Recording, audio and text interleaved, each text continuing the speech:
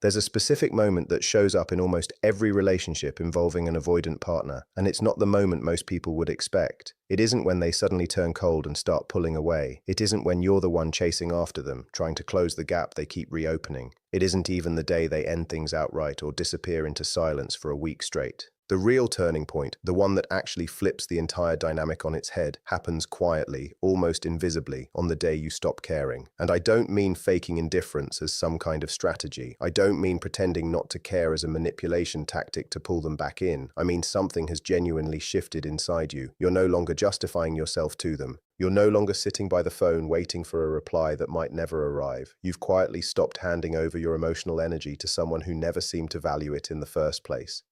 This shift almost never happens overnight. It's usually the result of months, sometimes years, of quiet exhaustion finally catching up with you. One day you simply notice the ache isn't there anymore. You're not rehearsing conversations in your head. You're not refreshing your phone hoping for a message. You're not lying awake wondering what you did wrong. Something inside you has simply gone still, and that stillness carries more weight than any argument, any ultimatum, any tearful conversation ever could. And the second that happens, the entire balance of the relationship tips over, because for the very first time, the avoidant person feels the exact thing they always counted on slipping through their fingers. And that loss of control lands harder on them than anything else ever could. If you've ever loved someone who leans dismissive or fearful in how they attach, this pattern will feel painfully familiar. They step back. They dole out affection in small, careful doses, never quite enough to satisfy you, never quite enough to push you away completely either. They create just enough distance to keep the connection permanently off balance. And what's your natural response to that? You move closer, you over-explain yourself, you defend your intentions, you throw everything you have at proving your love is real, hoping that if you just make it obvious enough, they'll finally close the gap from their end too. Maybe you've replayed 100 conversations in your head, trying to find the perfect combination of words that would finally make them feel safe enough to open up. Maybe you've softened yourself, shrunk yourself, apologized for needs that were never unreasonable to begin with, all in hopes of becoming someone they simply couldn't pull away from. This tug of war can drag on for months. It can swallow up years of your life. It turns into an exhausting loop where they hold the upper hand simply because they can sense on some subconscious level that you care too much to actually walk away. Every time you soften after they pull back, every time you forgive without ever really being heard, you unknowingly confirm to them that no matter how far they retreat, you'll still be waiting on the other side. But the instant you stop performing your half of that dance, the whole script collapses, and neither of you can go back to playing it the same way again. Before getting into why control matters so much to them, it's worth naming what this cycle actually costs you while you're still living inside it. Chasing an avoidant partner doesn't just wear you down emotionally, it slowly rewires how you see yourself. You start measuring your worth by their availability. A good day becomes one where they texted back quickly. A bad day becomes one where they went quiet a few hours longer than usual. Your sense of security stops coming from within and starts depending entirely on their mood, their capacity, their willingness to engage on any given day. That's an exhausting way to live, and most people don't even realize how deeply it's affecting them until they finally step outside of it and look back. The version of you who was constantly monitoring someone else's behavior for clues about your own worth is not the version of you that gets to experience real peace. And that's exactly why the moment of detachment matters so much. It's not just about the relationship, it's about getting yourself back. Here's something worth understanding about why control matters so much to someone with an avoidant pattern. For them, staying in control isn't just a nice-to-have preference, it's tied to their sense of survival. Somewhere along the way, often rooted in childhood, they learned to associate closeness with danger. Maybe love was inconsistent growing up. Maybe vulnerability was met with ridicule, or worse, with silence. Maybe the people who were supposed to make them feel safest were the very same people who taught them that needing someone always ends in disappointment. Getting close to someone meant risking suffocation, or rejection, or losing themselves entirely, so distance became their sanctuary. Keeping people at arm's length felt to them like protecting their independence, like guarding the one thing that kept them safe. And when you cared more than they did, when you overcompensated for their emotional absence,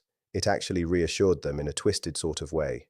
It told them they could retreat whenever they wanted and you'd still be standing there. It told them that the less they gave, the more you'd give in return. Your effort was quietly feeding their illusion that they were safe and still in control. It became an unspoken agreement neither of you ever consciously signed on to. You carried the emotional weight of the relationship, and they got to keep one foot out the door at all times. But then something changes. Your silence starts replacing your long explanations. Your calm starts replacing your desperate pleading. Your indifference starts replacing your anxiety. And just like that, their sense of control falls apart. Suddenly, the safety they built their entire emotional world around is gone, and there's nothing familiar left for them to hold on to. That disappearance of control creates a genuine shock for them. It feels, to the avoidant person, like a hairline crack running straight through the mask they've spent years perfecting. They're used to a certain script playing out: conflict, chasing, emotional outbursts, tears, pleading. That's the performance they've come to expect from you. And honestly, it's the very performance that's always confirmed their worldview. The idea that love is chaotic, needy, and exhausting, and that distance is the only reasonable response to it. But your quiet detachment doesn't match anything in that script, and it throws them completely off balance. Why aren't you reacting the way you used to? Why isn't there any anger, any desperation, any late-night message begging for one more conversation? What changed?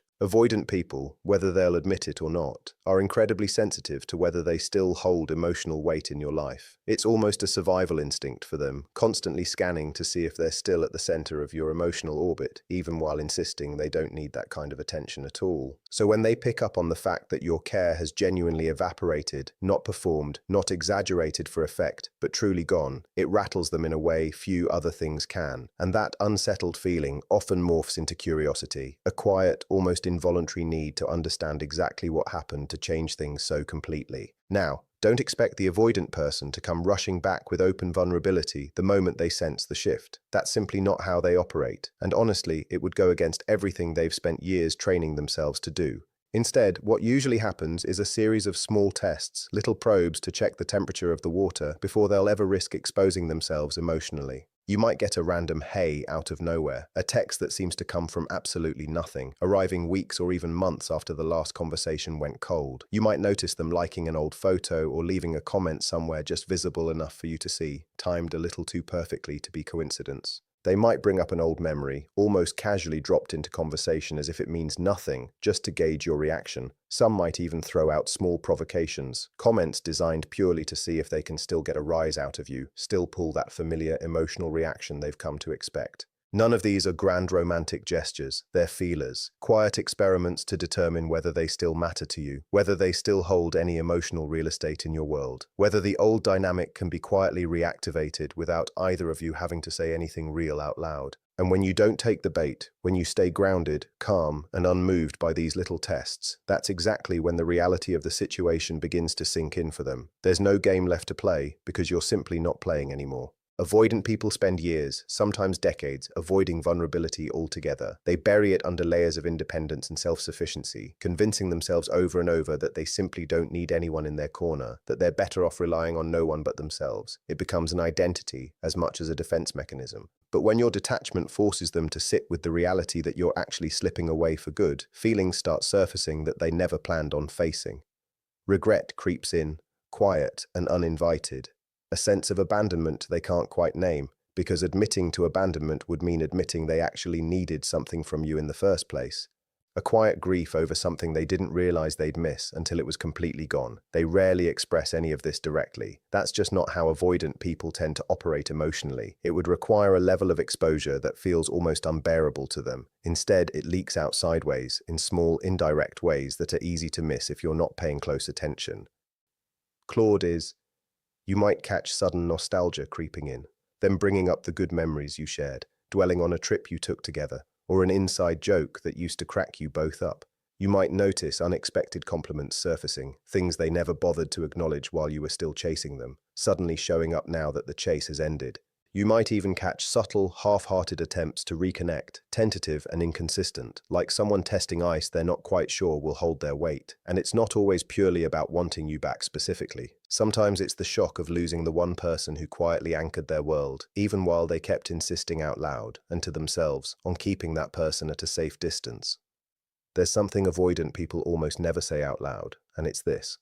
They genuinely do want love and connection just as much as anyone else does. Underneath all that distance and self-protection is still a human being who longs to be known, to be chosen, to matter to someone. What they lack isn't desire, it's the ability to hold on to closeness without feeling completely overwhelmed by it, without their nervous system screaming at them to run. So when they watch you actually thriving without them, when they see your attention shift elsewhere toward your own goals, your own friendships, your own sense of self, when they notice your peace returning, your happiness no longer hinging on whether they text back within the hour, it unsettles something deep inside them. Your freedom speaks louder than anything you could have ever said to them directly, louder than any argument, any tearful plea, any carefully crafted paragraph explaining how you feel. They're no longer looking at someone sitting around waiting for scraps of attention. They're looking at someone who's genuinely free, someone whose world doesn't revolve around them anymore. And that freedom, ironically, stirs up fear in them because on some level, they realize they badly underestimated your strength, your capacity to walk away and actually mean it. That realization chips away at a belief they've clung to for a long time, sometimes their entire adult life, the belief that they could keep love permanently at arm's length without ever facing real consequences for it. It's worth pointing out what real detachment actually looks like in practice, because it's often misunderstood. It's not slamming doors, blocking numbers in a fit of anger, or posting cryptic messages designed to provoke a reaction. Those are still forms of engagement, just angrier versions of it. Real detachment is quieter than that. It looks like going a full day without checking whether they've seen your story. It looks like putting your phone down instead of drafting a message you'll never send. It looks like catching yourself mid-spiral, about to build an elaborate theory around what their behavior means, and gently redirecting your attention back to your own life instead. It's not one dramatic moment. It's dozens of small, unremarkable choices, repeated consistently, until one day you notice you haven't thought about them in a while, and it doesn't sting the way it used to. Not every avoidant person reacts to this shift the exact same way. Some double down harder than ever. They put on a show of not caring either, convincing themselves and everyone around them that they're perfectly fine, that they never really needed the relationship to begin with. It's easier to perform indifference than to admit loss out loud. But even underneath all that denial, the thought keeps circling back at inconvenient moments, in the quiet of a Sunday afternoon, in the middle of an unrelated conversation, right before drifting off to sleep. They replay old conversations in their head at random moments, wondering if there was some version of events where things ended differently. They quietly check up on your social media updates, telling themselves it's just curiosity, nothing more. Some might even jump into a new relationship fairly quickly, not because they've genuinely moved on emotionally, but because distraction feels far easier to manage than sitting with the emptiness you left behind. Others take a completely different path. For them, this whole experience becomes something closer to a wake-up call. They start realizing they can't keep hiding behind emotional walls forever, that at some point the cost of avoidance outweighs whatever safety it used to offer. And even though they might still fumble awkwardly with real vulnerability, still trip over their own defenses when trying to open up, you might start noticing an unfamiliar softness in them, an openness that simply wasn't there before, a willingness to sit in discomfort instead of running from it. Either way, one thing is certain, the dynamic between you has permanently shifted. Whatever control they once held over the relationship is gone for good, and it isn't coming back in the same form it existed before. And here's where the real transformation actually happens, not in them, but in you. Think about it. When you were the one constantly chasing, you were essentially handing over your power piece by piece, hoping desperately they'd eventually give it back to you fully, repaid with interest, in the form of the love and security you'd been craving all along. But the moment you truly detached, not out of spite, not as some strategy, but as an act of genuine self-preservation, you quietly took all of that power back for yourself. And that internal shift, your shift, is the one thing avoidant people feel more intensely than almost anything else in the relationship, more than an argument, more than tears, more than any accusation you could have thrown their way. But there's a hard truth many people struggle to accept in moments like this. Not every avoidant person comes back out of genuine love. Sometimes they return purely to test whether they still hold influence over you, to confirm their power hasn't actually disappeared. Sometimes it's about feeding their ego, needing that reassurance that they're still desired, still capable of pulling someone back in whenever they choose. And yes, occasionally it really is genuine. Sometimes losing your care cuts deep enough that they're finally forced to look inward and actually do the emotional work they've been avoiding for years, maybe even their whole life. But here's the difference that actually matters. You're no longer sitting around waiting to find out which version of the truth applies to your situation. You're not holding your breath for an explanation, a grand gesture, or some moment of clarity on their end. That, right there, is real freedom. When an avoidant person finally realizes your care has genuinely faded, it functions almost like a mirror held directly up to their deepest fear. They're forced to confront the true cost of all that distance they insisted on maintaining, all those months and years of keeping love just out of reach. They feel, maybe for the first time in their adult life, the hollow emptiness their own walls created around them, and for once there's no escaping that feeling, no new distraction, no fresh source of validation that can fully drown it out. For them, it's deeply unsettling. For you, though, it's pure liberation, because your healing was never actually dependent on whether they eventually came back around, whether they finally sent that message you used to dream about, whether they ever fully understood what they lost.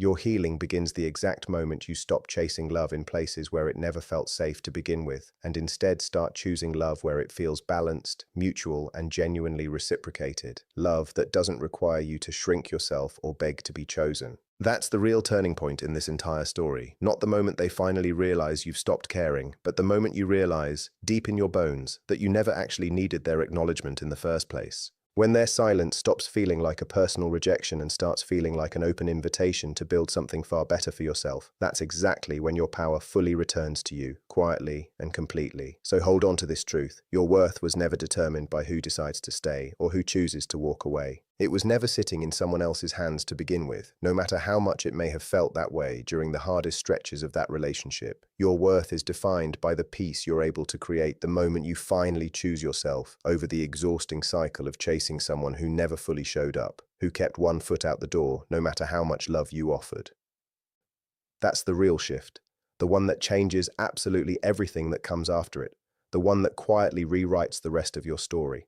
So yes, when an avoidant person finally realizes you don't care anymore, it shakes something loose deep inside them. It exposes every fear they've been running from since long before you ever crossed paths, every layer of dependence they refuse to acknowledge even to themselves, every hidden longing for connection they buried under years of carefully maintained independence. But for you, this is simply the moment of liberation, the exact instant you stop tying your self-worth to how someone else chooses to behave, to whether they text back, to whether they finally decide you're worth the vulnerability they've spent a lifetime avoiding. Because the real power was never actually hiding in their distance. It was never something they held over you, even though it felt that way for so long. It was always sitting quietly inside your own choice, waiting patiently for you to notice it. The choice to stop chasing, to reclaim your energy, and to finally remember exactly what you're worth, with or without their recognition of it. There's also a quieter kind of grief that shows up during this process, one that doesn't get talked about enough. Even as you feel relief, even as the anxiety starts to fade, you might still mourn the version of the relationship you always hoped it could become. That's completely normal. You can be relieved to be free of the cycle and still miss certain moments, certain feelings, certain versions of a future you once pictured with that person. Both things can be true at once, and giving yourself permission to feel both without judgment is part of what makes the healing genuine instead of forced. Pretending you feel nothing at all isn't detachment, it's just another form of suppression, and it tends to resurface later in ways that are harder to manage. Once you've walked through this shift yourself, you start to notice how much lighter everything feels. Conversations that used to leave you anxious for days no longer hold that same grip on you. Silence that once felt like punishment now just feels like space, neutral, unthreatening, simply the absence of noise rather than the presence of rejection. You stop reading into every delayed reply, every short response, every subtle change in tone. You start pouring that same energy you once spent decoding someone else's mixed signals into your own goals, your own friendships, your own growth. And ironically, that's often when life starts opening up in ways you didn't expect, because you're no longer spending your best hours and your clearest thinking trying to solve a puzzle that was never yours to solve in the first place. It's worth remembering, too, that this shift isn't about becoming cold or bitter. Real detachment, the kind that actually creates change, doesn't come from hatred or resentment. It comes from clarity. It comes from finally seeing the pattern clearly enough that you no longer feel compelled to keep taking part in it. You can still wish someone well, still remember the good moments you shared, without organizing your entire emotional life around the possibility that they might one day choose you the way you always chose them. That distinction matters because bitterness keeps you tethered just as tightly as longing does. True peace comes from releasing the need for a particular outcome altogether. If you're in the middle of this process right now, still somewhere between the chasing and the peace, know that it's okay if it doesn't happen all at once. Detachment isn't a light switch. It's more like a muscle you build slowly, one boundary at a time, one moment of choosing yourself over the old pattern at a time. There will be days it feels easy, and there will be days you catch yourself slipping back into old habits, refreshing a conversation thread, wondering if today is the day they'll finally reach out. That doesn't mean you failed or that you're back at square one. It just means you're human, and healing was never meant to be a perfectly straight line. What matters is the overall direction, and if you're spending more days at peace than you are in anxious waiting, you're already moving in the right direction. It's also worth remembering that this entire process isn't really about them at all, even though it can feel that way in the moment. It's about you rebuilding a relationship with yourself, one where your sense of safety doesn't depend on someone else's willingness to show up consistently. Somewhere along the way, many of us learn to associate love with proving ourselves, with earning affection through effort, patience, and self-sacrifice. Unlearning that takes time, and it takes practice. But every time you choose stillness over chasing, every time you let silence exist without rushing to fill it with explanations, you're teaching yourself a new way of being loved, one that doesn't require you to disappear in the process. And that lesson, once it settles into you, tends to reshape every relationship that comes after this one, not just the one you're currently walking away from. If any part of this reached you today, take a moment to like this video, subscribe for more content like it, and pass it along to someone who might need this same reminder right now. Until next time, take care of your heart, protect your peace, and never let yourself forget your true worth.